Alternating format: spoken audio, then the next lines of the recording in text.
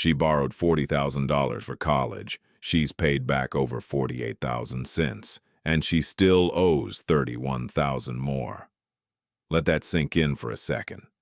How do you pay off your loan and still owe money you never even spent? If you're in your late 30s right now, this isn't some abstract policy story.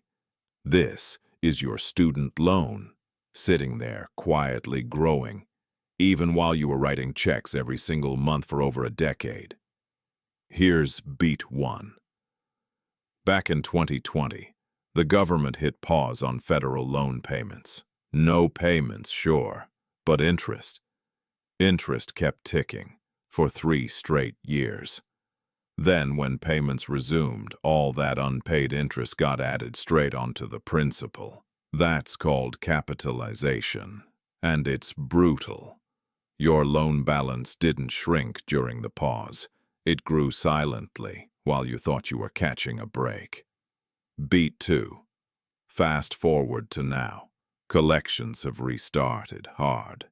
Nearly 10% of all student loan debt in this country is 90-plus days past due, and borrowers over 50 are defaulting faster than any other age group.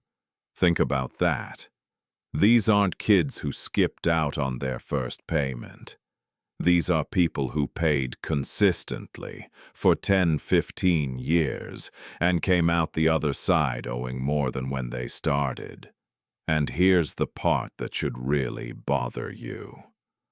Once you default, the government doesn't need a court order to come after you. They can garnish your wages up to 15% of your paycheck. They can seize your tax refund. They can even take a cut of your Social Security decades from now.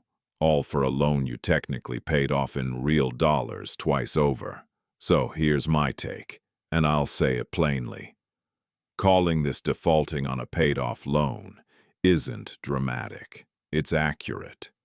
If you pay back more money than you borrowed and still owe a balance, the system didn't fail you by accident. It was built to keep the meter running no matter what you do. That's not bad luck. That's the design. Quick gut check, by the way. If this is the first time you're hearing how capitalization actually works, that's exactly why I make these videos every week. Hit subscribe so you don't find out the hard way, sitting in front of a garnishment letter. Here's the climax. The real crisis in this country isn't people who refuse to pay their loans.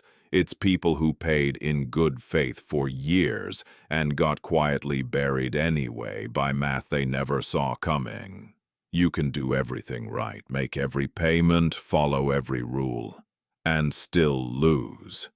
Not because you failed, because the loan was never designed to end. If that made your stomach drop even a little, subscribe. I break down one thing like this every single week, because nobody else is going to explain it to you before it happens to you too.